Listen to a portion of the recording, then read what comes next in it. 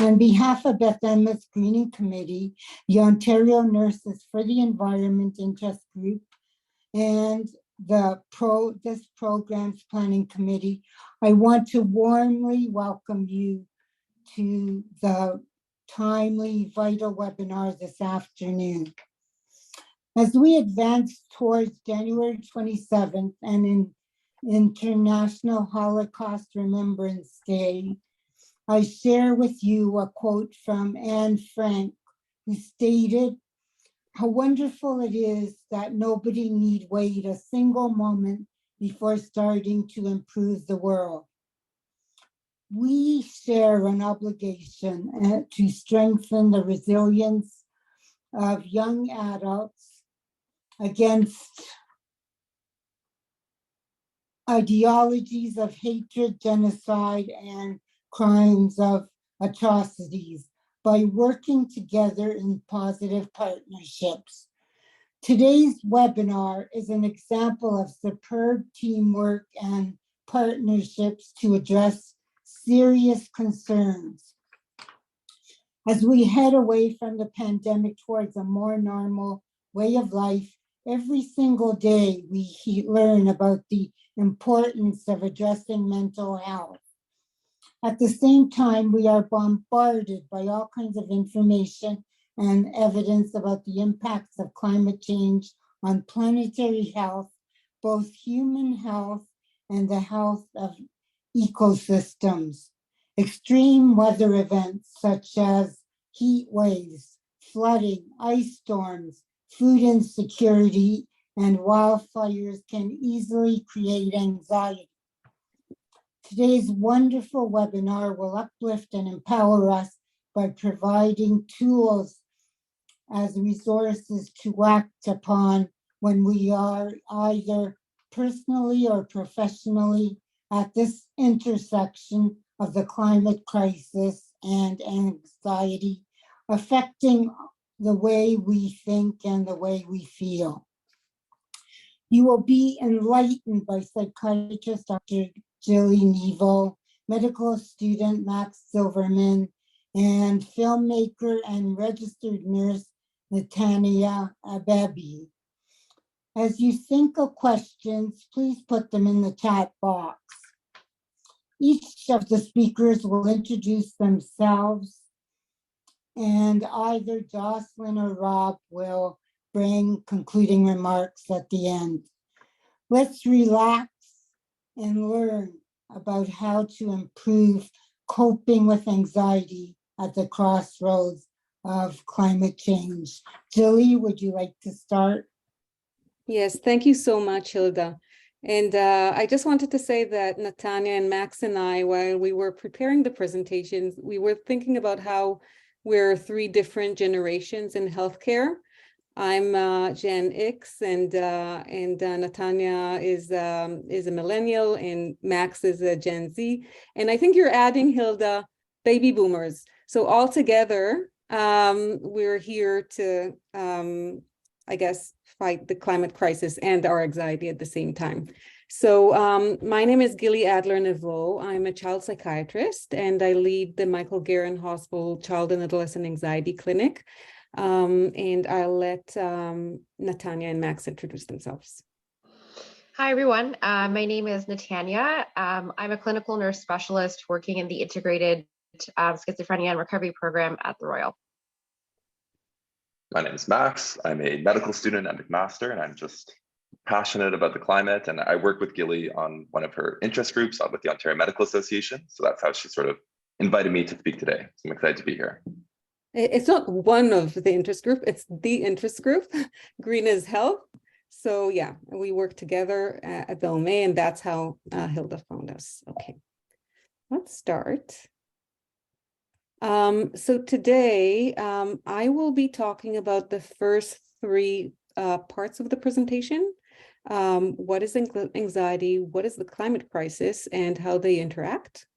And then Max will be, Natania will be talking about the specific definitions of eco-anxiety, eco-grief, eco-paralysis, and through her movie and her journey with climate and anxiety. And then Max will add his perspective and the Gen Z perspective. And then we'll all talk about what Hilda wanted us to do, how to feel better about this and empower us to do something about it. So first, let's talk about anxiety. People use different terms when they mean different things when they talk about anxiety. The word means different things to different people.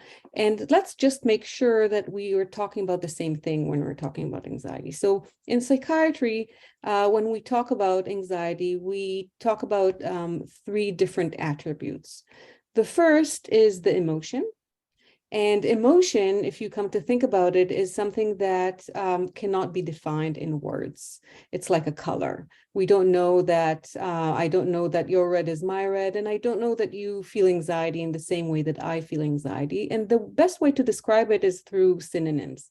So feeling scared, worried, nervous, apprehensive. The second attribute through which we understand what anxiety is are the physical sensations. So that's the sympathetic nervous system symptoms, adrenaline rushing, heart thumping, hyperventilation, sweating. We feel that when we're anxious. And the third is our thoughts. So if you come to think about it, when we're anxious, we're always thinking negatively. I don't know if anyone has experienced feeling anxious and thinking positive thoughts. That means you may be not anxious, but excited. And they're future-oriented and they're vague. Okay, so this is what anxiety is.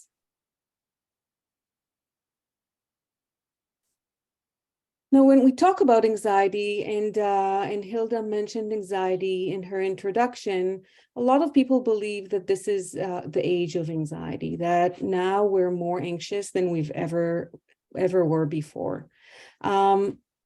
It may be true. I think that clearly, culturally, at least in Western societies, we talk more freely about emotions. We talk more freely about mental health. There's still stigma, but people clearly can talk about it much more freely, and we understand more about what's happening on the inside, as opposed to in the past that people used to feel ashamed and did not talk about their anxiety and negative emotions. So it's more out there in the air. Another thing about modern culture is that it's fast-paced, it's quick, it's interconnected, there's social media, and that creates anxiety, and we don't have that space to relax and reflect and rejuvenate, and that may contribute to anxiety. But overall, anxiety has always been there. There's nothing new under the sun. And since people could document emotions, there's amazing documentations of what it feels like and what anxiety feels like. And I chose to bring one from the Bible, from Deuteronomy chapter 28. I think it's a beautiful description. And I'm not sure, I think there are people here who speak Hebrew. And so I'll read it first in Hebrew and then the translation in English. So this is a beautiful description of anxiety. ונתן אדוני לך שם לב נרגז וכיליון עיניים ודאבון נפש. והיו חייך תלויים לך מנגד ופחדת לילה ויומם ולא תאמין בחייך. בוקר תאמר מי ייתן ערב ובערב תאמר מי ייתן בוקר מפחד לבבך אשר תפחד. And in English, there the Lord will give you a trembling heart, failing sight, and a despairing soul. So your life will hang in doubt before you, and you will be afraid. Night and day, never certain of survival. In the morning, you will say, if only it were evening, and in the evening, you will say, if only it were morning, because of the dread in your hearts. Isn't that beautiful? So, as we said, anxieties endemic, it's everywhere. And we can see the depth of anxiety's roots in the origin. So anxiety in English, of course, evolved from Latin, from the word anxietas in Latin, which has roots in ancient Greek, ang.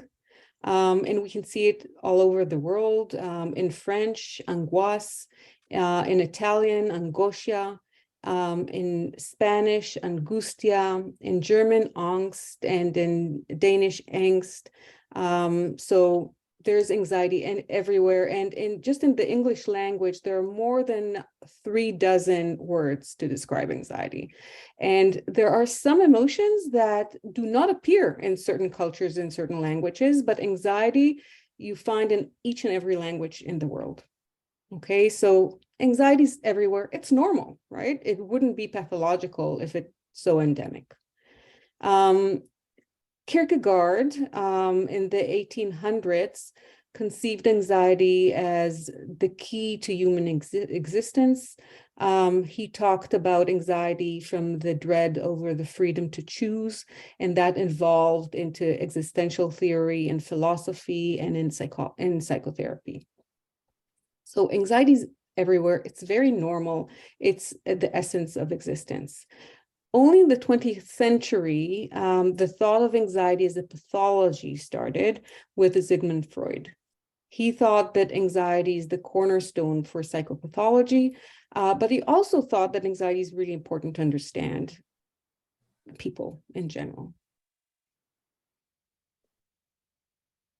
Okay, so this was a bit about anxiety. Now let's talk about fear. What is fear? Fear is very similar to anxiety with one main difference, which is the trigger, and so the thoughts, okay? The thoughts that trigger anxiety, we said, are future-oriented. They're often vague. We don't know exactly what we're afraid will happen in the future, if you'll think about it. They're often exaggerated. They're often subjective. They have to do something with our internal world, with our history, with our thoughts, ideology about what's happening. Fear, on the other hand, is a red flag about something immediate that is happening. It's a red flag that we need to act. And the thoughts are outward oriented, not internal. They're about the present moment, and they're very clear, and it's very clear what we need to do. So, for example, if I see a bear in Algonquin Park, let's say, which is something that happened 2 feet away from me, okay? And then my heart is pounding, I'm shaking all over, I'm hyperventilating, I'm feeling fear, right? I have a thought, this bear will eat me, and I'm really scared, and I need to do something about it, okay? Nothing about my history, nothing subjective. On the other hand, if I'm at the zoo and there's the same situation, a bear is 2 feet away from me, but there are bars in between us, and there's no way the bear can harm me in any way. And all the people around me, when I look, are not concerned at all. They don't seem to be frightened by anything that is happening. That is anxiety. Okay. So now that we've talked about anxiety, I'd like to scare you a little bit. Let's talk about climate. Okay, let's talk about the climate crisis. What is it? This is a definition from the Oxford Languages Dictionary. The climate crisis is a situation characterized by a threat of highly dangerous, irreversible changes to the global climate. And as you can see, these are the average temperatures in the Northern Hemisphere. This is from 1951 to 1980. And as we progress in the years, this is up until 2000, we can see that there's more extremely hot temperature, more warmer than average temperature, and a bit less cooler than average. If you want to look at back, there was no extremely hot temperature at all in the past. Okay, so this is up until 2000. And nearing now, this is up until 2020, reminding you now we're in 2023, there are a lot of extreme temperature events and very little cooler than average. So there's definitely a trend. And this is another way to look at it. So there's a clear trend. We can't observe it and say, oh, the weather was strange today. We know it's about to happen. And it's not surprising because scientists have been talking about this for decades. This is from an article by Michael Mann, who's one of the lead scientists regarding climate change. And the extreme weather events that we're experiencing now were, people were talking about it decades ago. And I specifically remember, it's a surreal feeling that I heard about us going to experience extreme weather events in the future, maybe 20, 30 years ago. And now, during my lifetime, I can actually see them happening. Okay, so we can hear about extreme weather events all the time. It's already here. And the weaker countries, what's called the global south, are the ones that are bearing the majority of the burden. If you look at the news, you can't escape it. This is from the summer of 2022. There were extreme floods in Pakistan and Bangladesh. 33 million people were displaced in Pakistan, 33 million. And a third of the country was underwater. In Bangladesh, 13 million were displaced. The climate crisis, the extreme weather events are causing food insecurity, mass migration. If you look at the news, the Philippines, the Caribbean, even if you look up massive mystery holes in Siberia. It's incredible. It looks incredible. Humongous holes that are created by the melting of the permafrost. This is in the US. And closer to home, just this past September, this is the outcome of Hurricane Fiona in Atlantic Canada. And even closer this December, if you remember, just now we had bomb cyclone Elliott, and this is taken from Ontario, from Fort Erie near Buffalo. Not normal. And just now, I don't know what you guys were doing for your winter break, but we were supposed to ski in Collingwood, not far away, and there was no ski. No snow. We had to cancel our vacation, and we weren't alone. All over Europe, there was no ski. First time in history, no ski in the winter, all over Europe. And the second picture is from the floods that just happened in California.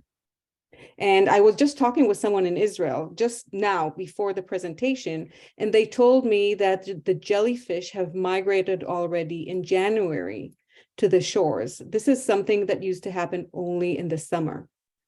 So the sea is hot enough for the jellyfish to migrate differently.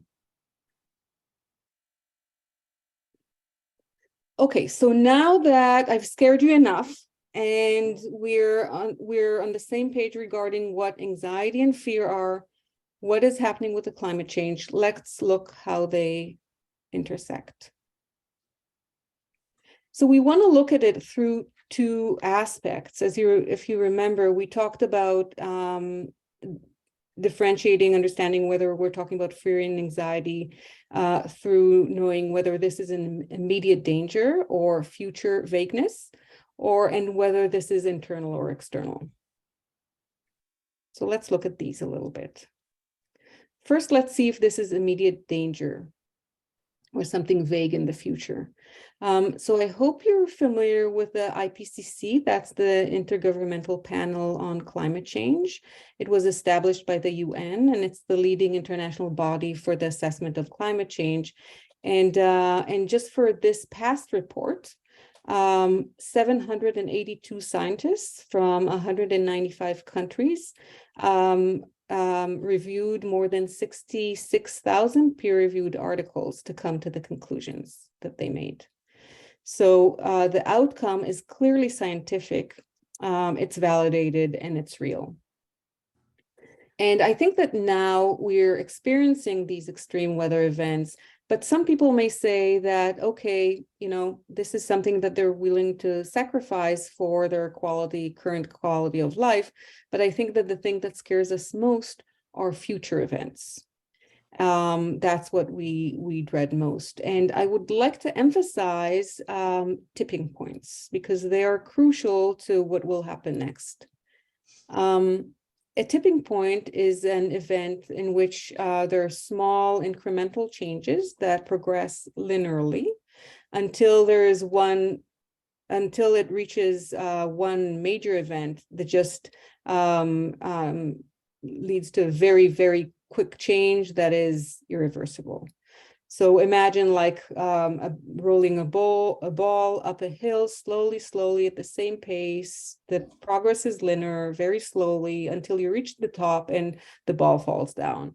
And now there's no returning. And that is what is happening with the climate. There will come a time where we'll reach that tipping point, and it'll be really hard to roll it back. And it creates a tipping point because of a positive feedback loop.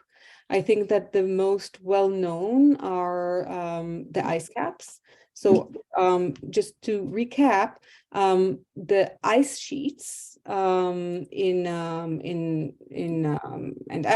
Antarctica, Greenland, the North and South poles deflect the sun back into the atmosphere, and in that cool the Earth, instead of the Earth absorbing that heat. The oceans, on the other hand, absorb 90% of the heat that is trapped in the atmosphere by the greenhouse gases. So the more greenhouse gases, the more heat in the atmosphere, the more the oceans absorb, the more the ice melts, the less it deflects heat back into the atmosphere, the more the Earth warms, the more the sea warms, the more ice melts. And that creates a positive feedback loop that creates a quicker and quicker pace of warming. So it's not linear. And based on this, the IPCC is giving us just until the end of this decade to stop irreversible tipping points, irreversible climate change. So we don't have forever. So based on that, my conclusion is that we need to be afraid. It's not anxiety. It's realistic. It's in our face. It's immediate, camouflaged a little bit by slow motion. And it's a bit more difficult to understand than a bear standing in front of you. Okay, so we talked about whether it's immediate and realistic or not. Let's talk about whether it's internal or external. And here we can examine how it intersects with each of our lives.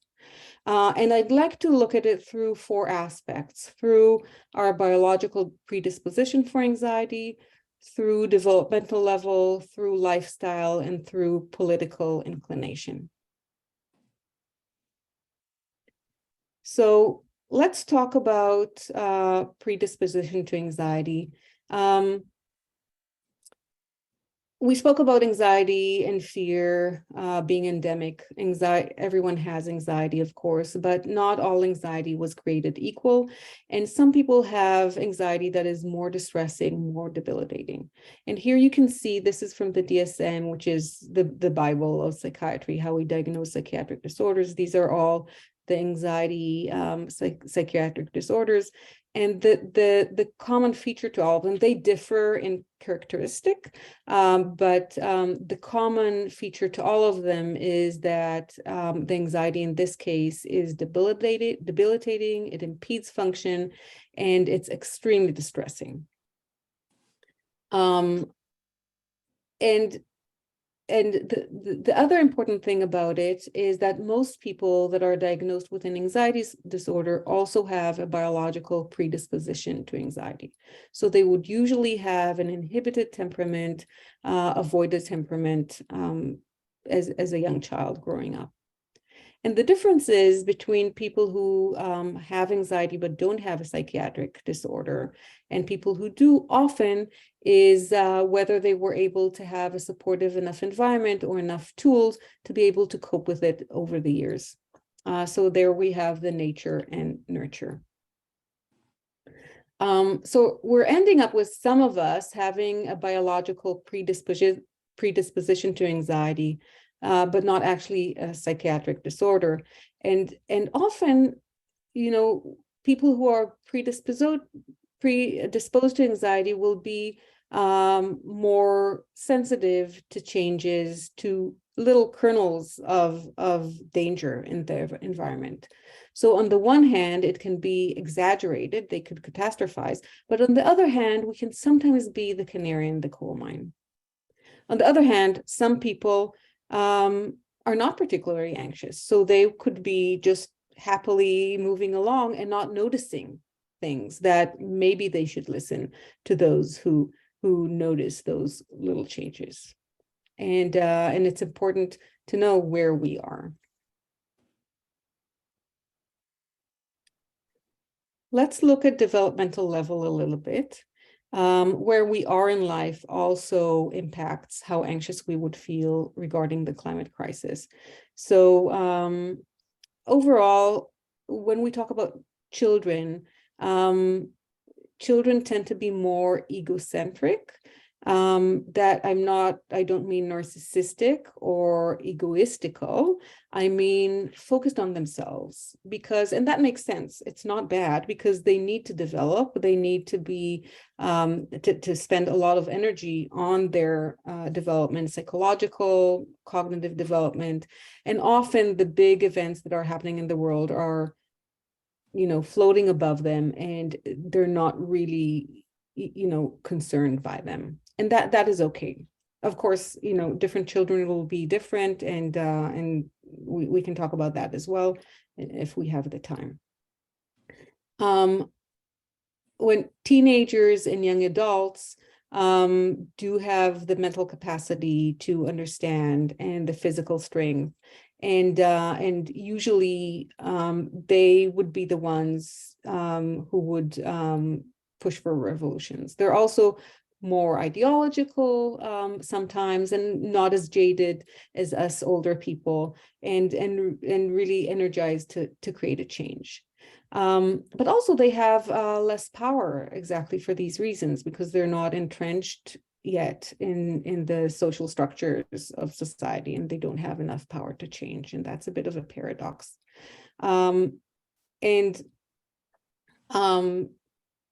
Older people, like me, for example, Gen X, we may be best positioned to create change, because we're already within those social structures, we're deep in our professions, and sometimes we've already created a family, we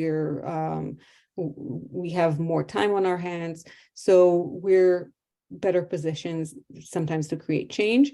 As you can see here, though, the younger people are more anxious about the climate crisis and also more ready to sacrifice, as opposed to us, me, Gen X, who is less ready for change and sacrifice.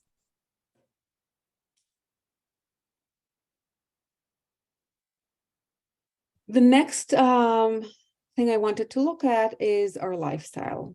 How does the climate change catch us here, and how does that impact our anxiety?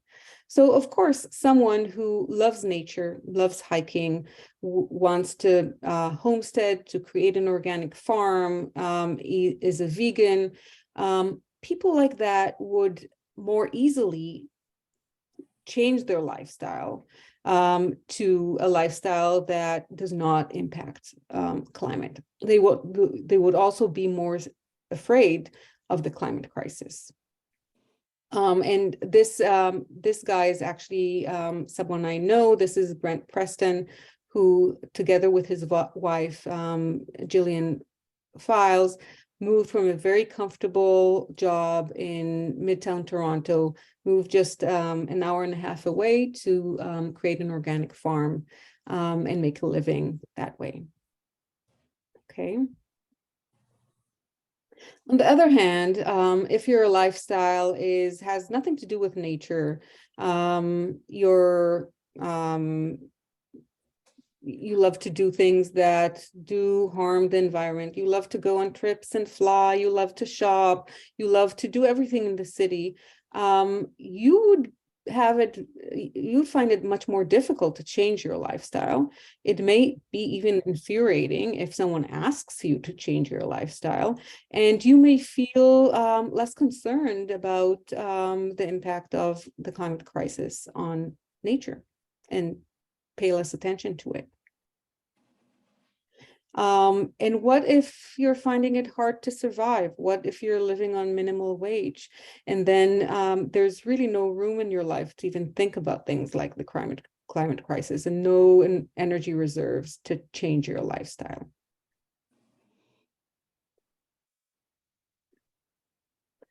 Okay, so we spoke about where the climate crisis may catch us in our life and how that can impact our anxiety. We spoke about our predisposition to anxiety. We spoke about developmental level. We spoke about lifestyle, and I'd like to touch a little bit on politics. And I know that this is a sensitive subject, and I'll just tread lightly.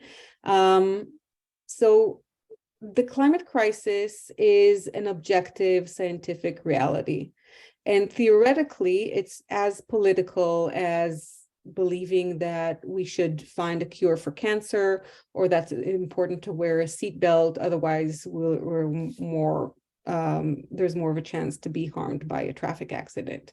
And you may be surprised to hear that it used to be that way. So people used to think about the climate crisis, about climate change, just as an objective sort of truth, until something happened, and that's when the fossil fuel industry intervened.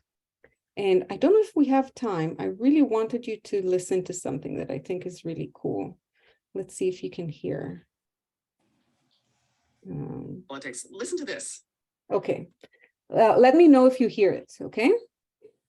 Hi, I'm Nancy Pelosi, lifelong Democrat and Speaker of the House. And I'm Newt Gingrich, lifelong Republican, and I used to be Speaker. We don't always see eye to eye, do we, Newt?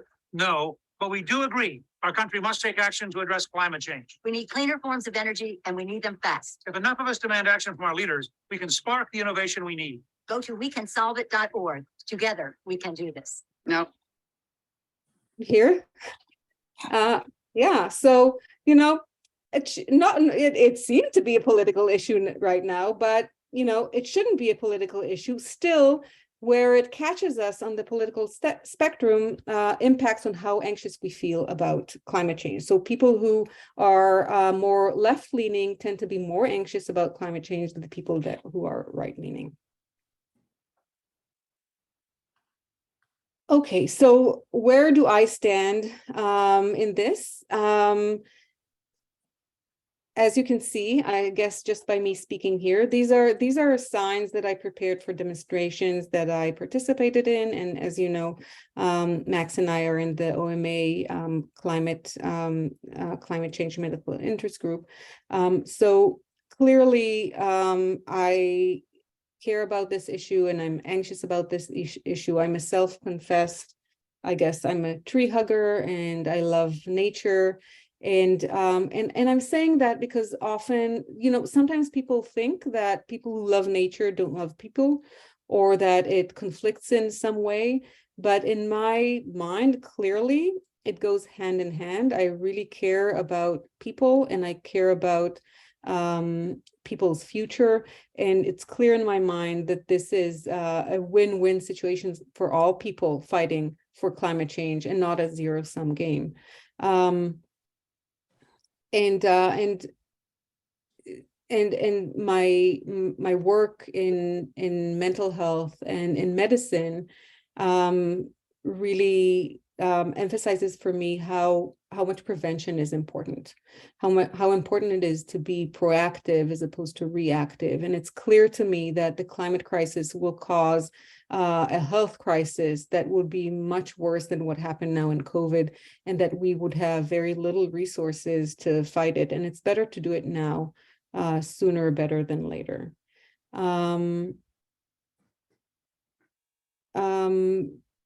Another fact, maybe just one more fact about me, that I immigrated to Canada in 2003 from a snow-deprived country, from Israel. And I was amazed by this country. I didn't understand why people are complaining about the weather, because it seemed to me that it was so beautiful in the summer. The weather was perfect and sunny. And in the winter, it was just completely white with snow and often sunny. And there was snow in 2003 when I immigrated, from the beginning of winter up until the end. And that has changed so clearly in my lifetime. And young people right now, for them, it's clear. It's, life seems usual when there's snow. It falls, it melts, it falls, it melts, and we don't have a white winter anymore. That just emphasizes how quickly the climate is changing. And with that, I'll pass it on to Natanya. Thanks so much. So I thought for my portion of the presentation, it might be good to talk a little bit about my journey and who I am as a person. So obviously I'm a nurse, but also I have various other social identities that have sort of maybe more, I guess, interested in the intersection between climate change and mental health. First and foremost, I'm a woman of color. I come from an immigrant background, and I think those things have, in general, made me realize, how the systems that we've built have not only hurt, many people in inequitable ways, but also the environment at large. And so I always was sort of, I guess, a quiet activist. What Gilly was saying previously about, lifestyle and all that stuff. I was a vegan for 7 years and doing my best to recycle and all that sort of stuff. But I really didn't find my voice until I moved to Vancouver and was a grad student at UBC. And so for this portion of the presentation, we're going to be talking about some of my work that I did at UBC, where I created a film. So we'll go to the next slide. We'll go to the 2 next slides, because I think I kind of already talked about my journey there. So let's see how it all got started. So when I was a grad student, I was heavily involved in this course called The Health Impacts of Climate Change. And the course covers concepts related to climate change and how warming global temperatures will contribute to higher burden of disease. And in the course, I had students from all different backgrounds and years. So we had people from first years to graduate students to even people who are retired. And every year I would do, a lecture on mental health and climate change. And one of the things I noticed a lot was how students would express high amounts of fear or even resentment around climate change, because first of all, some students felt like they didn't know where to start, but also many youth were feeling sort of, I guess, disappointed by the lack of action that they were seeing in things like their government. And so it was hard for me, being in that course and teaching material in that course, because a lot of the things that students were talking about was also related to things that were peripherally associated, but very importantly meshed with climate change, like racism or capitalism or ageism. And so it's hard to talk about, climate emotions and climate related emotions and climate change without talking about things like structural unemployment or, let's say, exploitative consumption and inequality. And, even though I was seeing students with high amounts of fear, I also wasn't entirely surprised. Research literature shows that youth between the ages of 10 to 26 do actually, in fact, have higher levels of stress in comparison to older generations with respect to climate change, and that students who typically enroll in environmental classes have reported increased levels of stress and anxiety because they have a heightened awareness about planetary health. And so, I was thinking a lot about about how I could address this issue. And as a mental health nurse, it was really important for me to find approaches to help people master their sense of despair by managing their anxiety, by rejecting defeatism, and seeing how they can contribute to helping with the climate crisis. And so we'll go to the next slide. I created a short documentary film. And in the film, it goes over, what we call psychoterratic syndromes, which is a fancy word for earth emotions. But really, these are just terms that help people describe their emotional landscape regarding the connection between their mental health and climate change. So the film goes over three terms. So some of you might be familiar with the term, for example, eco-anxiety, but the film also goes over ecological grief and eco-paralysis. And based on the concepts in the film, students then work through the topics presented in the film through a toolkit. I will preface that the film is not meant for just youth. Anybody can use it, but it was initially debuted in this setting. So anyone's free to check it out. It's on YouTube, and the toolkit is also available if you choose to check it out later. And the reason why I wanted to create film is really because I think films go beyond giving information, right? They, really help people access their emotions and appeal to not just their cognitive processes. So in this film, I featured students who had previously taken the course with me, in addition to climate change experts in the field of healthcare. So I have people like Dr. Melissa Lem, Dr. Courtney Howard, and Raluca Radu. So go to the next slide, and we'll talk about the first earth emotion. I'll start. Max needs to. Oh, sure, no problem. So Max, if you can go. Yeah, I'm sharing now. So you want to play the video, Natanya? Yeah, sure. Okay. We'll just get to the right time. UBC, studying integrated environmental health. So for a large part of my life, I grew up in a really big city in China. And I remember there being a lot of air pollution where I lived. So basically, whenever you looked into the horizon, there was a lot of smog. On a winter day, there'd be so much haze in the sky, and you could barely see, like when I was living in an apartment, I could barely see the apartment next door. So when my family immigrated to Canada, I was so surprised and so shocked at how incredibly clear the skies were and how little smog there was on the horizons. And you could really see far away the mountains, the snow caps of the mountains. Recently, when there are forest fires in the summer and you see like fires coming in with smoke from interior BC or from California, and the skies would be hazy again. And it would just be kind of scary, and I'd feel a little bit anxious about it. When I think back to that and how much air pollution I was constantly being exposed to, it just shocks me how much one's environment can have, like how much impact one's environment can have on their health. Do you know what's really interesting? So this clip here was Emily's story of eco-anxiety. And I want to preface that these terms like eco-anxiety, eco-paralysis, ecological grief, they're not actual mental illnesses. So, they're not recognized by the DSM-5, which is what psychiatrists use to diagnose mental illness. These are more terms to describe your emotional landscape. So with eco-anxiety, really the definition, it's the fear people feel when they faced from the, it's the fear people face from constantly being surrounded by the threats of climate change.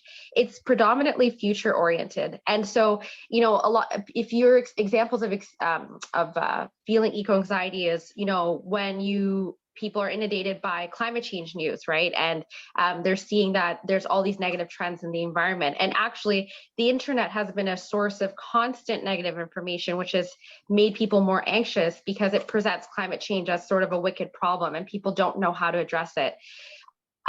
Some research has shown that people who do experience eco-anxiety can have physical reactions like, let's say, loss of appetite or insomnia, but generally speaking, people who experience eco-anxiety or feel that they experience eco-anxiety are typically people who need a high need for structure.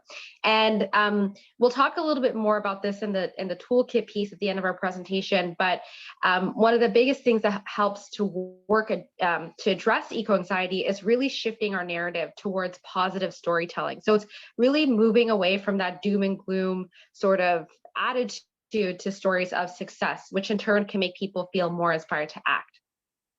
And so we'll go to the next psychoterratic syndrome or earth emotion and explore eco-grief. So ecological grief is the natural response individuals have in reaction to environmental loss and altered landscapes, which provide people meaning. So there are various types of ecological grief that go beyond the bereavement related to changes in the natural environment. For example, one type of environmental grief involves the loss of environmental knowledge, which is tied to broader social determinants of health, such as cultural identity. Additionally, ecological grief can also be classified as the grief one feels for anticipated losses of species, ecosystems, and ways of living. The negative consequences of ecological grief include the erosion of both personal and communal sense of identity, as well as feelings of lack of control. So to contextualize it, we can give examples of countries from the global north, such as Canada, where the impact of both colonialism and climate change has negatively impacted Indigenous peoples. So, for example, climate change has destabilized the housing foundation of Inuit communities in the Arctic, which has impaired their ability to partake in things like transportation or hunt for food sources. And unfortunately, a lot of Inuit communities have reported feelings of loss of identity, a sense of place, and this also translated to increased suicidal ideation and drug use. So in such communities, climate change is just one aspect that negatively impairs their health, as other social determinants of health, let's say like lack of access to equitable and culturally appropriate resources, are at play.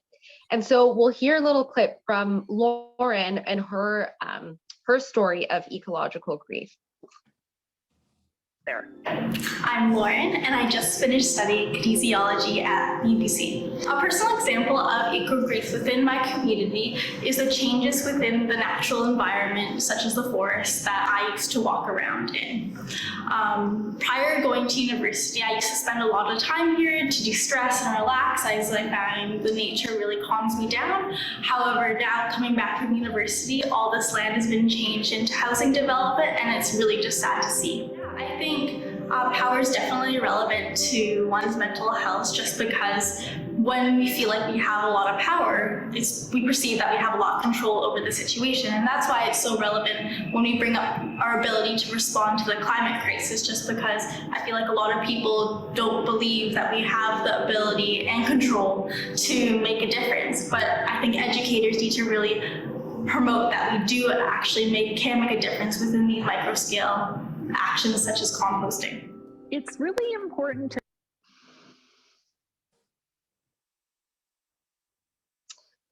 And now we'll talk a little bit about our third earth emotion, which is eco-paralysis. And eco-paralysis is defined as the feeling as though one is not able to take effective action to mitigate climate change. And I'm sure many of you have met people actually in your life who've experienced some form of eco-paralysis. What it looks like, it's linked to feelings of powerlessness, which can be mistaken as a form of maybe apathy or complacency or disengagement. So examples of eco-paralysis include, when people do not partake in pro-social behaviors, such as reducing, electric consumption because they don't see the value of this behavioral change. Or, for example, when people wait to purchase items that might be better for the environment, but they'll wait until they're more efficient or cheaper. I think eco-paralysis points to people's inability to respond meaningfully to climatic challenges, as many are not prepared to embrace the full implications of an ecologically protected and severely carbon-constrained world. And so we'll listen to Zara's story of eco-paralysis. My name is Zara Fazal. I'm studying global health and nutrition in my final year at the University of British Columbia. The tension between individual and societal responsibility is something that I really relate to, and it has really impacted me in terms of how much I can and will get involved with when it comes to the climate movement. And so at times, eco-paralysis for me means that I look at it as I'm working in a system where maybe the responsibility of the system and the priorities of the system aren't geared as much on climate justice because they're more pressing matters that are grabbing the attention of public health. And that becomes really difficult because then you feel like, you know, no matter what I do, no matter how much advocacy I try to take part in, the system isn't built to really respond to climate issues at the moment. And that isn't to say that it is always the system's fault. For example, in Tanzania, which is the country I grew up in, there's so many other issues every single day that are claiming the lives of the people. So there is a bias towards other issues. And so for someone who works in public health, it becomes really hard to navigate the balance of all of this. But when I think of ecological paralysis, the one thing I try to do is understand that we sometimes fall in the trap of blaming the system or blaming the government, and that takes away and dilutes from the individual responsibility we have. And that is what is really dangerous. So when I try to think of it, even though I might be working in a system that isn't supportive, I try to think of it as what is something I can do every day to be grateful for how much Earth has sustained me so far, instead of thinking about the future that could cause anxiety for me.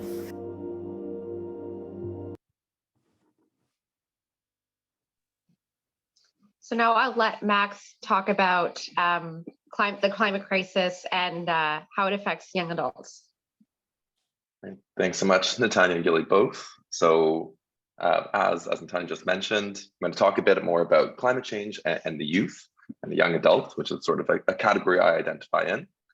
So as I said before, my name is Max. I'm 23. I'm currently in my second year studying medicine at McMaster. I grew up in Ottawa. Recently, 2 years ago, completed my undergrad at Queen's, and now I'm happy to be continuing my education in Hamilton. So a bit more about myself. There are many things that I'm really very passionate about, but probably the biggest topic that I just can't seem to shake my passion for is everything and anything climate change related. Although medicine is creeping up to a close second, I will say.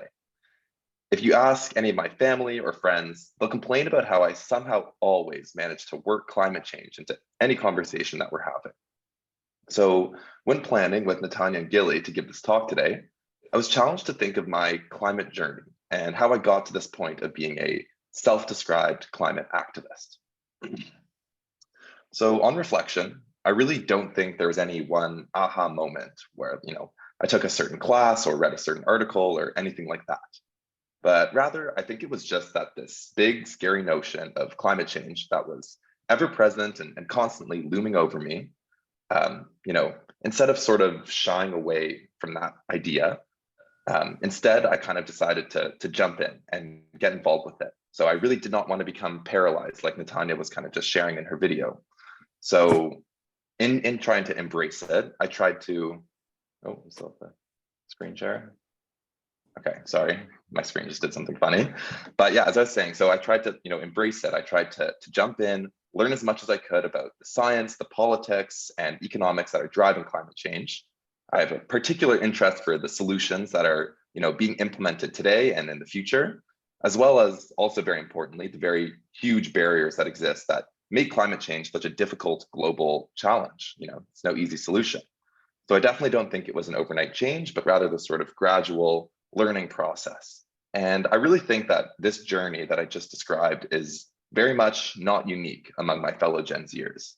All of us grew up in a world where human-caused climate change was accepted as fact, by most at least, rather than as a point of debate. There's still many questions that what we as a society can do about it, but the existence of this widespread ecological destruction, mass extinctions, and these fast approaching, tipping points that Gilly was speaking about, these points were not in doubt by anyone who would just open up their phone and look at this news. So I think the real question that many of my generation are asking themselves is, what are we going to do about this? What can we do about this? Right? There's no easy answer to these questions. So I think the combination of the instantaneous access to seemingly endless information, that's all doom and gloom about the climate, combined with, this true ecological collapse that's sort of coming our way, climate anxiety was just set up to succeed in our generation. So that's what I want to talk about in a little bit more depth for the next little while. So this quote that I found, I thought sort of encapsulated things quite nicely, and though it is a little sad, it reads that children of present and future generations will bear an unacceptably high disease burden from climate change. I think it's quite easy to understand, thinking about it, why children and youth and young adults are disproportionately affected by climate change itself. We know that climate change is a slow process, it's insidious, and the younger generation are set to live with this crisis and its consequences for the rest of our lives. We'll experience the direct negative effects, the rising temperatures, the increased frequency, intensity of natural disasters, and these destructions of native homelands, as well as the indirect effects we're talking about today, the mental and physical effects of our health, political instability. And we know that all of these things are set to worsen with time unless there's some serious changes that we make.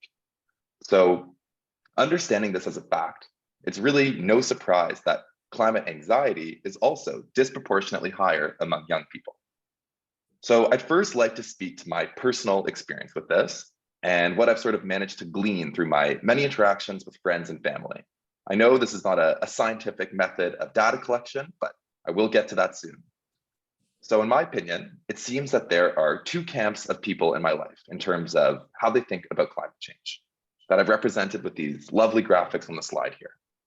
So firstly, I'll say that neither of these two groups denies the legitimacy and the real threat that's posed by climate change, but rather the difference is in their response to that. So while one group, represented by the girl on the left, they're deeply concerned and scared about their futures as it relates to climate change, while the other, represented by the guy on the right here, remain indifferent, preferring to focus their energy and attention on the millions of other things that are going on in the world and in their life. Fair enough. But that being said, my goal in these conversations is always to get my friends and my family to be more like the girl on the left here. I know it may sound mean, but the guy on the right looks much happier and quite unbothered. But the reality is this: climate change is real, its effects are devastating, and we youth know that if we just stick our heads in the sand and pretend it doesn't exist, things will only get worse. But putting my personal impressions aside, there is a growing body of evidence that Gilly had alluded to that is aiming to quantify climate anxiety among young adults. So, results are actually suggesting that quite a large portion of the youth are falling into the camp of the girl on the left. So here is a graph taken from a study, and I know it looks quite overwhelming at first, but I'm going to break it down. So this study it was published in 2021 from the Lancet Journal of Medicine. So those of you that aren't familiar, it's quite a well-respected journal in the medical field. So these researchers found 10,000 participants across 10 different countries that were aged between 16 and 25. So sort of our young adult youth, Gen Z category that we're trying to get a finger on. And importantly, the 10 countries which you can see listed here include perspectives from youth and young adults from a very wide variety of countries with different geographic, cultural, and socioeconomic backgrounds. So there's countries that are similar to Canada, like the US, the UK, and Finland in the global north, which you can see here based off the gray bars have slightly less impact reported in terms of climate change on their functioning, as well as countries such as the Philippines and Nigeria and Brazil that among the global south that suffer a little bit more the direct impacts. But the goal of this global survey, this research project, was to assess these young adults' feelings related to climate anxiety, as well as how those feelings correspond to these youths' perceived adequacy or lack thereof of their government's response. So just looking at the top bar here, it includes all countries. You could see the red and the light red represent whether the youths decided that they were extremely worried or very worried about climate change and its impact. So I'm going to share some of the statistics to try to paint a picture here. Almost 60% that you can see respondents across all countries said that they felt either very or extremely worried about climate change. Participants identified most with emotions of sadness, powerlessness, fear, anger, and anxiety. And emotions least often reported were optimism and indifference. 75% said that they feel the future is frightening, while 83% feel that people have failed to take care of the planet. Nearly 40% express hesitancy about having children. Perhaps unsurprisingly, the research group also found that distress appears to be greater when young people believe that the government response is inadequate. So in terms of some broad takeaways, the second one that I have listed on the screen here, it shows that there's a large difference in findings among countries in the global north, such as Canada, America, Britain, who we know have contributed most to the problem that is climate change, and they benefit the most from the modern industrialized world. While countries from the global south, who stand to bear the brunt of the impacts and currently are, while having contributed the least to the problem, so there's a big difference in the responses among anxiety, understandably so. So this is a completely separate and hugely important topic that I feel warrants its own, complete discussion we could talk for hours about. So I won't address it further, but I did feel it was important to highlight here. But the number one takeaway that I really want you all to get from this study is that young people are extremely worried when it comes to climate change. It seems from this data, at least, that most youths across the world appear to land in the category of the girl on the left from the previous slide. We are worried about our future. While this may seem very sad, I personally prefer a more optimistic outlook. This means that young people care. We want something better. And I think with a boost from climate anxiety, we're likely to take action to make it better. In fact, I'd argue that this is already well underway. Inspiring young climate activists like Greta Thunberg here and Luisa Neubauer have lit the fire under politicians and corporations, and strides are being taken by so many young climate activists across the world. Change is underway, and I think that turning the wave of climate anxiety being felt by the world's youth into climate action is a critical step in making real system-wide change. A quote from the Lancet article that I quite like reads as follows on the slide.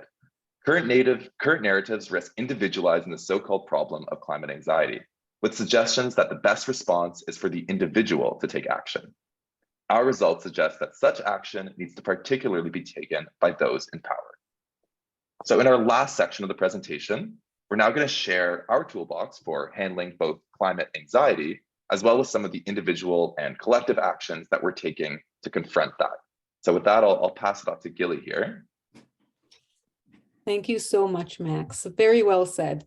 Yes, so that's what we want to do today. It's okay to feel anxious about the climate crisis, but let's manipulate. Let's let it empower us to do more. We're here at the intersection of climate and anxiety, and like Yogi Berra said, when you see a fork in the road, take it. Okay, so first, what to do with anxiety? Because if we feel paralyzing anxiety, we don't want to be like Max's image of the girl on the left that feels overwhelmed and cannot act, and it creates paralysis. So first, it's important to reflect on ourselves. Where are we in the intersection of climate and anxiety? How is it affecting us? Where is it touching us specifically? And especially to understand if it is fear or anxiety, right?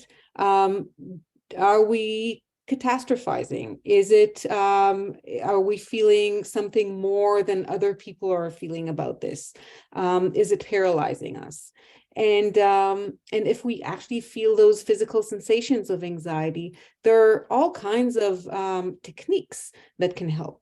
For instance, when we feel anxiety in our body, breathing and relaxation techniques can be super helpful. I think that some people underestimate them, but breathing, when done right, can be more powerful than medication. It releases all those good neurotransmitters and hormones, and it can really be helpful. Even before giving a presentation, I can attest to that. Another important tool that I think Natanya mentioned as well is the narrative. We're social creatures and we're storytellers. And I personally find that telling the story, that words are really calming for me. It gives me structure. It gives me a sort of basis to stand on. And just as an example, I love podcasts. I recently listened to a podcast that I highly recommend, This American Life. There's this specific episode about the climate crisis. It's called Apocalypse Creep, and I really recommend it.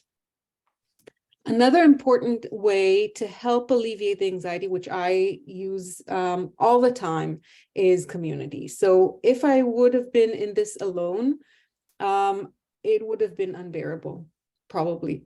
But because there are so many people around me that are talking about the climate crisis and acting on the climate crisis, and people I can learn from and work together with, that is super helpful for me to help me specifically alleviate my anxiety. And overall, if people do feel that their anxiety is beyond what they can handle and creates paralysis, there are excellent therapists that work with anxiety, and I do recommend that.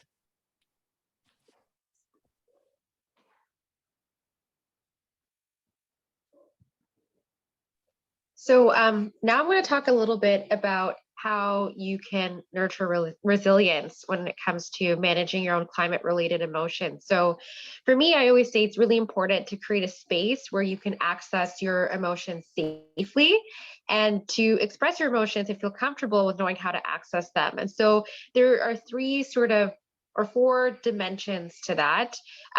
So the first is sort of looking at it from a cognitive perspective, right? So really, it's important to move away from that sort of black and white thinking and catastrophizing about climate-related issues, and really embracing the nuance is always, I find, better in some ways. Because, if you think in the black and white all the time, you're always going to feel a sense of distress. And so it's really important to recognize that even though there is a lot of bad in the world, there's also a lot of good. So what does this actually look like? Maybe, for example, limiting your social media or TV consumption if it's very negative, and really going back to trying to focus on what's here and the supports you already have.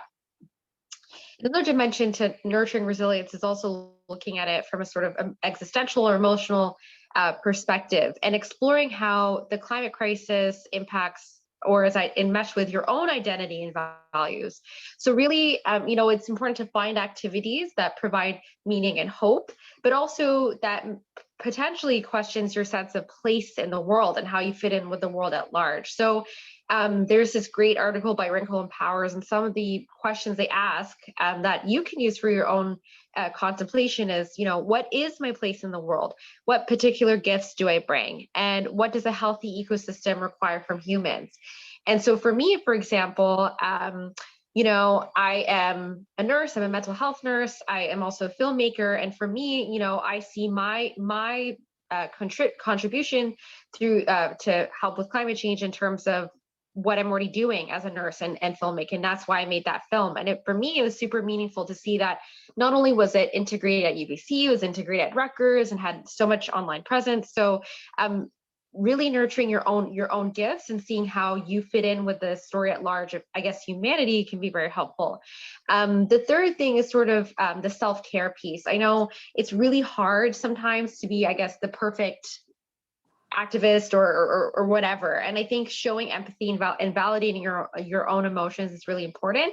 So doing things like a gratitude journal, but also things like mindfulness, meditation, or even exercise outdoors are very helpful.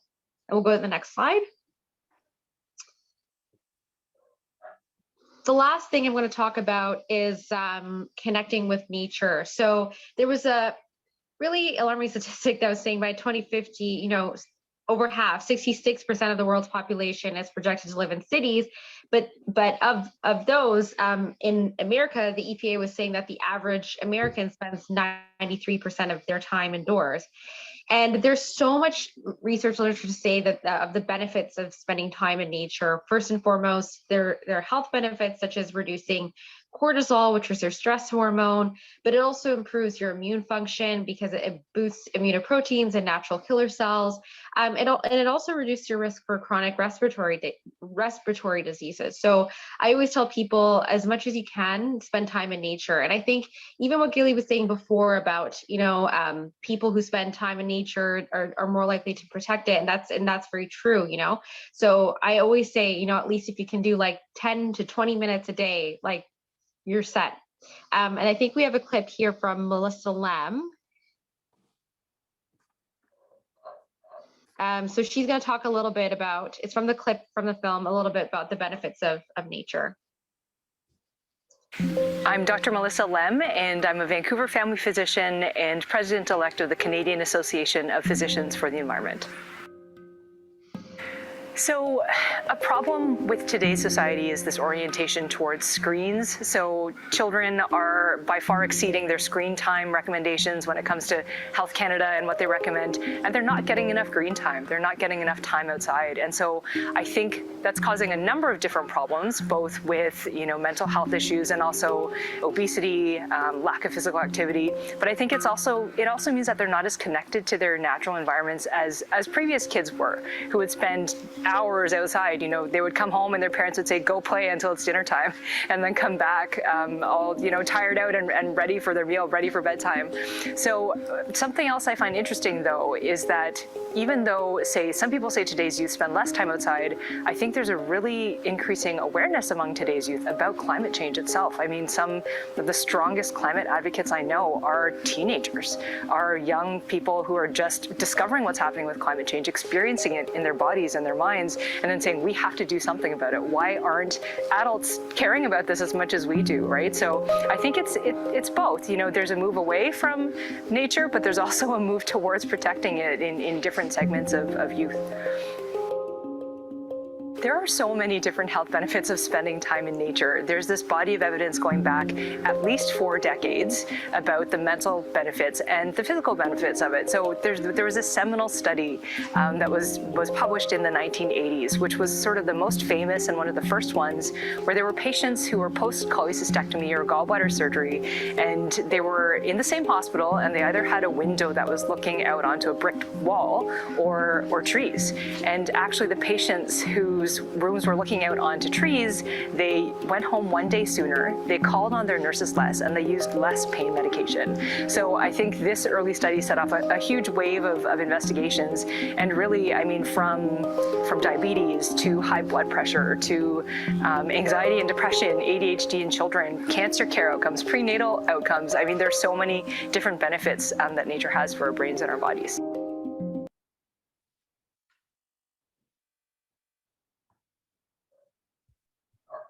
Agreed, 100%. So as a psychiatrist who treats anxiety, I can tell you that it's really important to understand what is the source of our anxiety, have tools to overcome our anxiety, but the bottom line therapy for anxiety is to actually confront it. And the most important, and that is the most important thing for us to do. And we'd like you to come out of this talk actually able to do something about it, not to be overwhelmed by this really big problem. And we divided it to individual actions and collective actions. So okay, so we thought of telling you a little bit about what we do, and we'll also love to hear from you about what you do about the climate crisis after we end the presentation. So there are 30,000 little decisions that we make every day about what to do, and I am certainly not Greta Thunberg, who every decision she makes, I think, is climate oriented. I'm not Greta. And of those 30,000 decisions, many are not decisions that I think I do correctly. And Natanya mentioned those cognitive distortions. She mentioned not catastrophizing, which creates anxiety, or not thinking all or nothing, which creates anxiety. I'd like to add not being a perfectionist. So if I would have thought that each and every one of those 30,000 decisions has to be climate related, otherwise it'll lead to catastrophe, I would have been paralyzed and not able to do anything. So what I do, I have climate in the back of my mind. So every decision that I make, like Max, who said that he's always thinking climate change, always talking about it, it's always in the back of my mind. But some of the things, I can't do. So for example, I start with the things I don't do. Here in Canada, home heating and cooling is one of our major carbon footprints. And my home is 100 years old. It's not well insulated. That is something that I feel very guilty about. Not only that it's not insulated, I recently renovated my kitchen and spent money on that instead of insulating my home. And our daughters are in university. Maybe we should have downsized, but we haven't. So I am not willing at this point of time to sacrifice my life that much for climate, and that is something that I'm not doing.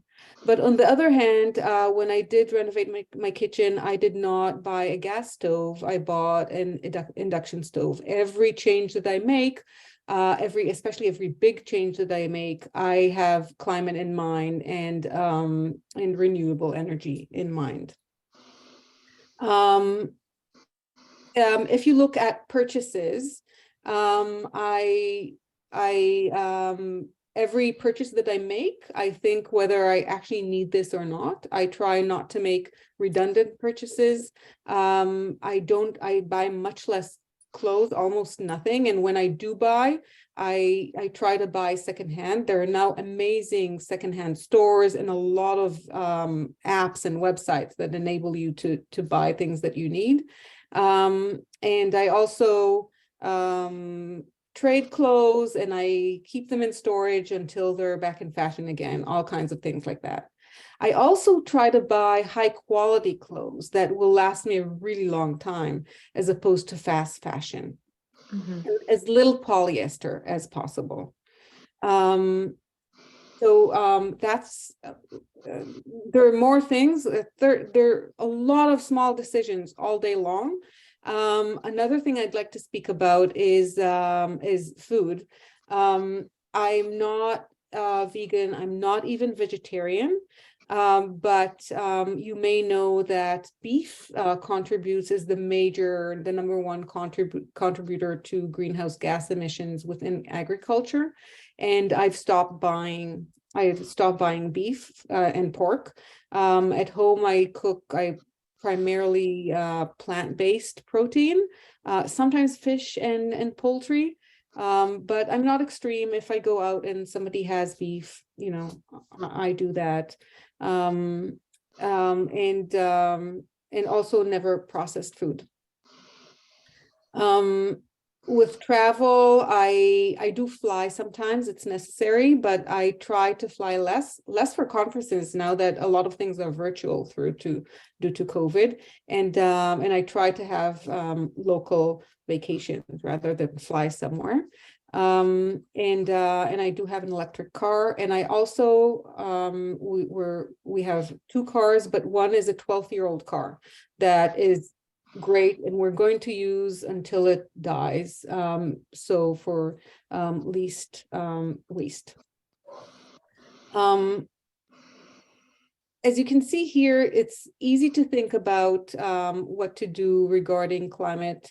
Especially regarding waste, if you think about the R's. So I don't know if you're familiar with the R's. There used to be 3. And as you can see, the title here is 7, but if you count, there are 9. So there's an R, inflation, which I guess is a good thing. What I'd like you to notice is that recycle is at the bottom. Recycling is better than nothing, but not a lot better than nothing. A lot of the things that we think are recycled are not. It depends on the price of plastic, on oil production, but more or less 9% of what is thrown into the recycling bin is actually recycled. So the best thing to do is just not have anything to recycle as well. Is just refuse. And that's another thing that I do. If I do order in, then I don't take those plastic forks or the napkins. There's so many things that are easy to do that are not even a sacrifice, that we just need to think about, just to be thoughtful about. And that is refusing as much as you can. In some places that you'll go, they'll look at you as if it's weird, as if it's obvious that you need to take those things that you won't even use and throw into the garbage. And the more people just refuse, the more common it will be. And the more normative, which is important. Another important thing is that is just a no-brainer is not to idle. So many people idle. Every time that I walk in the street, I see people idling, and that is just redundant greenhouse gas that is really not necessary. So thinking about it is really important.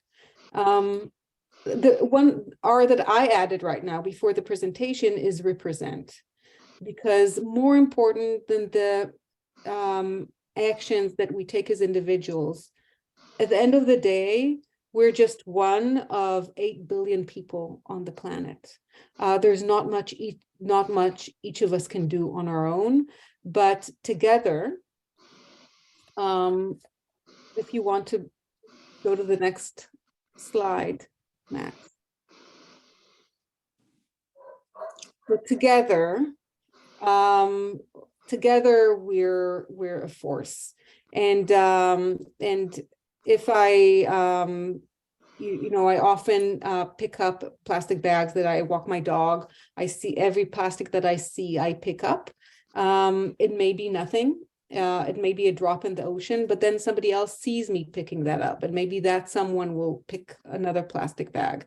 And as I said, it'll become normative, and there will be a power to move things. Another tipping point. We talked about tipping points that create faster climate change, but there's also a tipping point towards climate action. So we only need 3% of people being motivated and engaged with climate action to actually change the whole culture and normative way of thinking about climate change. And that is really, really important. So what each and every one of us does is important. And the most important thing is to vote, because governments, as we could see during COVID, can do a lot. So voting right is really, really important. And I'll pass it on to Max and Natanya to talk about what they're doing. Sure, I can be a little bit brief in terms of some of the things I do. I think first and foremost, just again, highlighting that sense of perfectionism that a lot of people feel like you don't have to do everything all the time perfectly. And I always tell myself that. But some of the things I do on an individual level, I don't own a car. I either walk everywhere or I bus. I was vegan, as I was saying before, for 7 years, but I now more of a Mediterranean diet. And like what Gilly was saying, it's more the red meat consumption that is more of the issue. And in terms of your overall environmental footprint, when there's a study that came out that compared veganism to vegetarianism to Mediterranean diet, and they're mostly comparable. So now I eat more Mediterranean, but even when I go to food stores or anything like that, I always try to shop with what's in season. So, you most likely won't see me buy things that are not produced here in Canada, like things like bananas and that sort of thing. And even from the produce that I do pick out, sometimes people tend to try to pick food that looks perfect or looks good. And actually, it's better if you just pick whatever you can find. Other things that I do, you know, I wash my dishes by hand. I don't, I air dry all my clothes. I'm mindful of how long I take in terms of my showers. I also, like Gilly was saying, I don't buy anything brand new. And if I, in terms of clothes, but if I do, I make sure that it's something that isn't like fast fashion. And I'll just leave that there in terms of individual stuff. Max will go a little bit more into the collective piece, but you know, what I've done on more of a collective level is that through my nursing organizations, I've joined a lot of those and connecting with nurses on national bodies or provincial bodies to advocate for, you know, addressing climate change. And also, again, like using my voice, right? The documentary that I created, I think is more of a something that has been able to foster collective action, because you know, this is an example of it, that now I'm talking to all of you about some of that work. And so I'll turn it over to Max to speak more about the collective. Yeah, absolutely. It's super incredible to hear what my co-presenters are doing in terms of both individual and collective action. And I really hope that some of these resonate with or inspire some of our audience to try to, you know, take on some similar practices in your own lives. Personally, I also do my best to minimize my individual carbon footprint whenever I can, but the reality is I'm very far from perfect. I try to bike or walk when the weather's nice, and I've recently been really trying to reduce my meat consumption and cook with more plant-based proteins, but you know, I have a gas engine car, I went on a plane over December break, I still, you know, buy meat to cook, just to name a few things. And you know, I think I'm probably not alone here. And yet, I still absolutely consider myself to be a climate advocate. I think it's central to my identity. And I want to encourage anyone who cares about the climate to do the same, regardless of how big or small your personal carbon footprint may be. I'd argue that what's even more important than your individual actions to reduce the carbon footprint would be engaging in these collective actions that we started to speak about. So when I'm talking about collective actions, I'm really talking about politics. I know that this word has grown to have a negative connotation for a lot of people, but my definition might be slightly different than what you're thinking of. I don't think politics is just about voting for the people that will prioritize climate action within our government, though this is incredibly important and valuable, and I really hope, you know, everyone does do that. But to me, politics is quite simply about talking to those around you about the things that you care about. And it's about engaging with these family, friends, and colleagues and seeking to make a difference in what they care about. And when done right, I think that from a climate change perspective, this is the single most important action that you can take. So I'll share with you like a quick example and some of my collective action, but I want to really, you know, hit home that this can be done in a million different ways, both big and small. Sort of whatever you do is helpful in this. So for me, I'm, you know, as well as Gilly and Natanya, gonna soon be involved in the healthcare industry. So healthcare is typically not the first industry that comes to mind when people think about large carbon emitting sectors. It's no agriculture, it's no energy or transportation. And yet in Canada, it still actually makes up around 5% of our carbon emissions. This is no small amount. And if we want to stay within the 1.5 degrees of warming as agreed upon in the Paris Agreement, that needs to be reduced. So some of the things that I'm doing within healthcare and medical school now, as a medical student, I was elected as VP Global Health on the Student Council, with my platform being very much centered around climate change and greening healthcare. I joined the Ontario Medical Association's Green is Health Interest Group, founded and co-chaired by Gilly, that we've spoken about. So we send newsletters, we coordinate webinars, among much other advocacy work. And furthermore, I plan to continue beyond medical school to engage with hospital systems, my future place of work, on how they can reduce their carbon footprints through a host of different ways. So this is just my story, and Natanya and Gilly have shared theirs, but no matter what industry it is that you work in, I'm quite certain that there are ways that you can work to improve its carbon footprint. And just organizing a group of individuals who care and letting your voices be heard can make all the difference. So it doesn't also have to just be at work. Consider climate in your vote, like we spoke about, joining a climate march, or even simply just talking to your friends and family about it. In my eyes, that absolutely counts as being a climate advocate. You really never know the downstream impacts that you can have that way. So thanks for listening. I think I'll pass it to Gilly if you want to close before maybe we can hear from you folk. I think that was a great ending, Max. I have nothing more to add. And I saw in the chat that people wanted time for questions. If you want to contact us, you have our contact information here. And we're happy to answer questions and also hear from people about what you are doing and how you feel about climate anxiety. So would you like to ask? I don't think we're a lot of people, so maybe we can stop after you see this wonderful image. Yeah, stop the presentation. And does anyone have questions? I saw that Elizabeth Jessen put up her hand. You want to go ahead, Elizabeth? Okay. Hi, Hilda. This was amazing. I thought that I will not have enough time to stay so long, but I'm staying. I cannot even think to leave you guys. Anyway, it was fantastic. Then thank you very much, Hilda, to organize this. As always, we know each other, we are trying to do. I'm actually a late baby boomer. And what we are working here for, guys, is actually to merge together with younger people. And we're on a mission 4 years now to have a seniors health village built where we live. And on all aspects, what you were just referring and talking about, you know, I will just shorten up. But what I would like to actually ask you now, 2 questions I have. So yes, it would be lovely if we can connect, but questions after the whole presentations I received from you.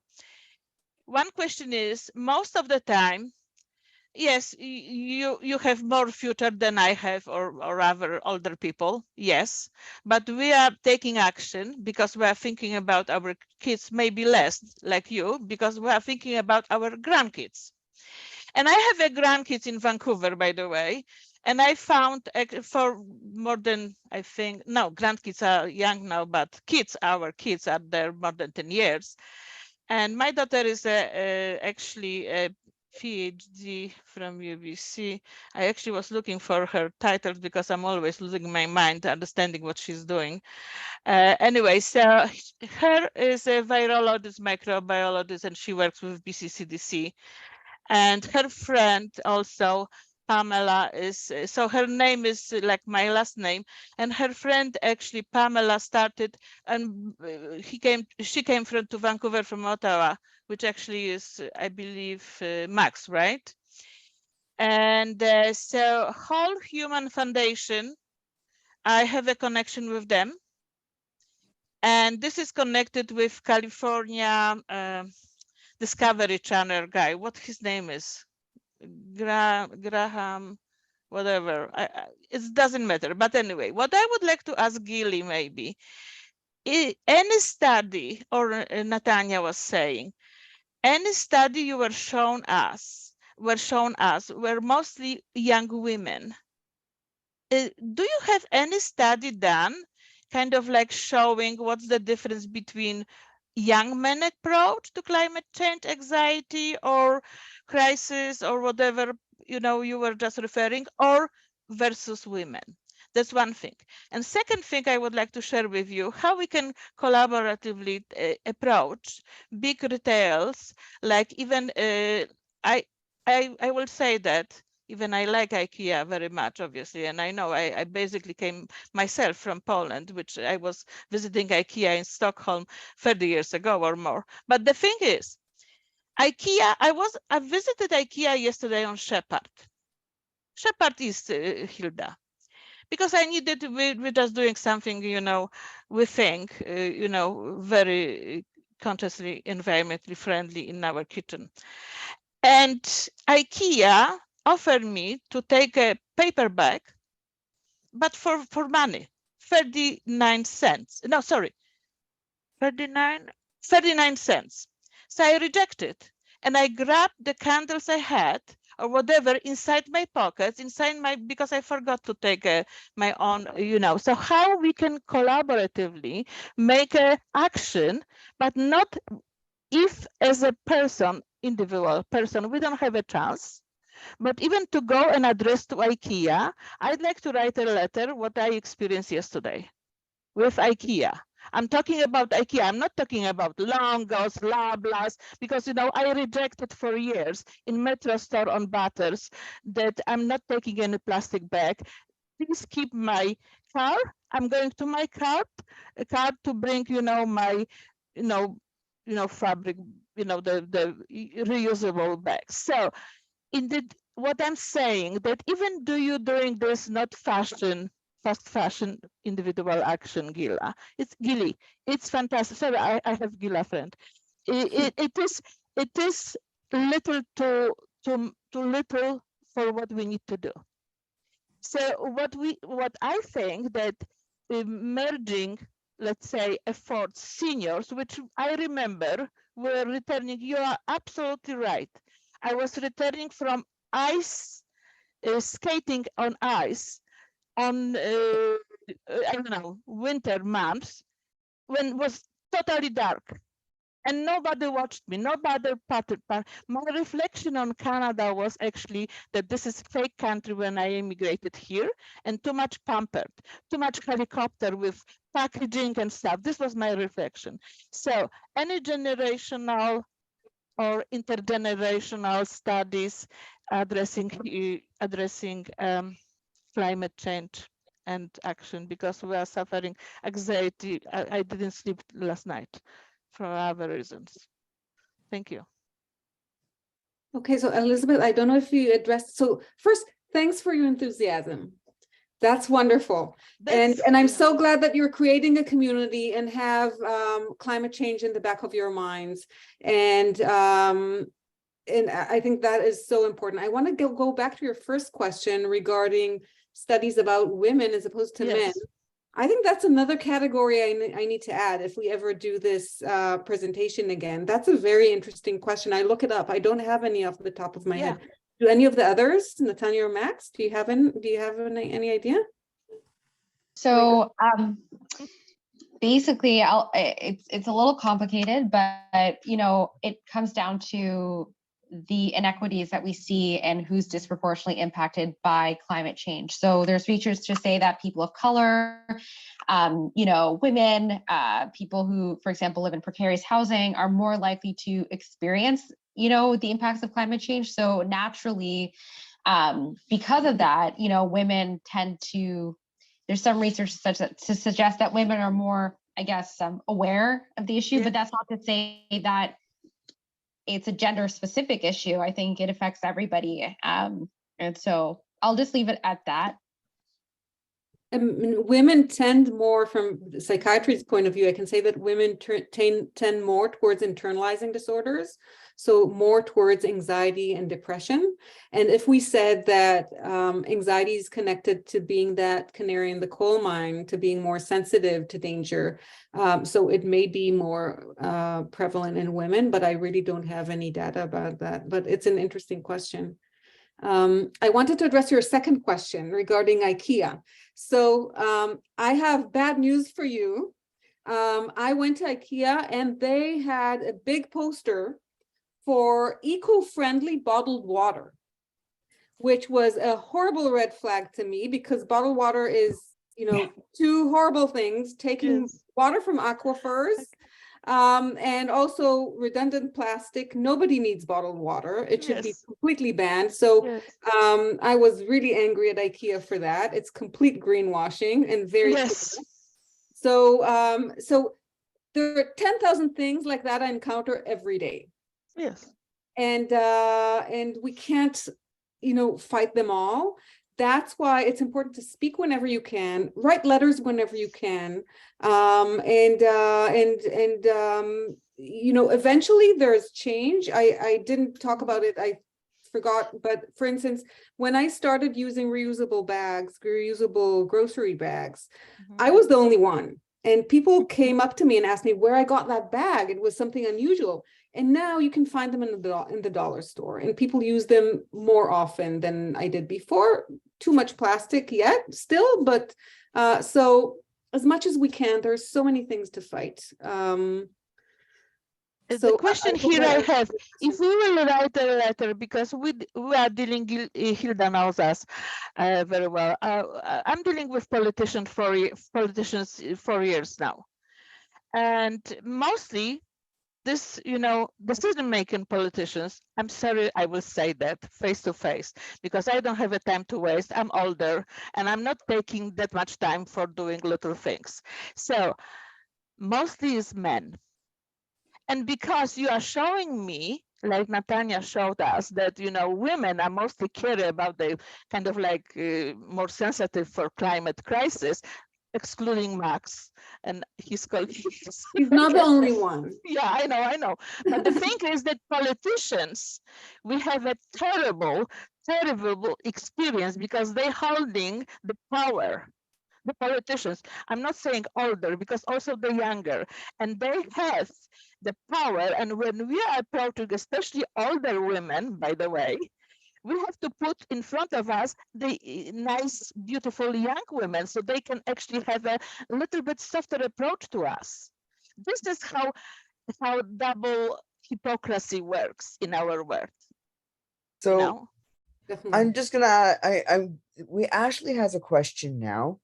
Thank you very much, Elizabeth, for your contribution. Ashley, would you like to ask your question? Yeah, hello. My name's Ashley. Thank you, firstly, so much for your wonderful presentation. I'm a nursing student in Alberta. And I heard about this presentation through CANE, the Canadian Association of Nurses for the Environment. Okay, yeah, I'm seeing some nodding. I'm sorry, I don't have a camera. I can't turn it on, but I swear I'm watching and I'm here. Thank you. That was a lovely presentation. It's a lot of things that I think about a lot of the time. And actually today I was having a small episode of climate anxiety. So this has seriously assuaged my concerns for the day. Who knows when they'll return again, but for today I feel stronger. Always join us, we together. It always feels good to see a community of people who care. And I actually was on a committee. My question is, so I'm the president of my nursing student association at MacEwan University, and I was wondering if you would be amiable to doing this presentation for my student group sometime. You don't have to reply now. I may just email you some details and we can maybe coordinate a date. It would also be virtual. Yeah, I think we spoke about it a bit earlier, and we thought of, we're here to advocate for the things we spoke about. And I don't want to speak for Max and Natanya, but I think we would be open to it. Okay, well, Gilly said yes, so that would be at least one individual presenting. No, we're together in this. We're not. Oh, okay. Well, Yeah. thank you. We also will have this recorded. You can have the recording and we'll send out a link. And also, this is a fairly new topic to some people. That's why I grabbed Gilly months ago. And I was on a climate change challenge workshop of the Alliance of Nurses for the Environment, which is an American company. An American Nursing Association that is doing a lot in the States. And they also just started to talk about mental health issues and anxiety. So this is really up and coming. You three guys, you're probably going to be totally overwhelmed, but we're just starting to talk about mental health now that we are starting to come out of the climate crisis and realize how serious the mental health issues are. COVID, we're coming out of COVID.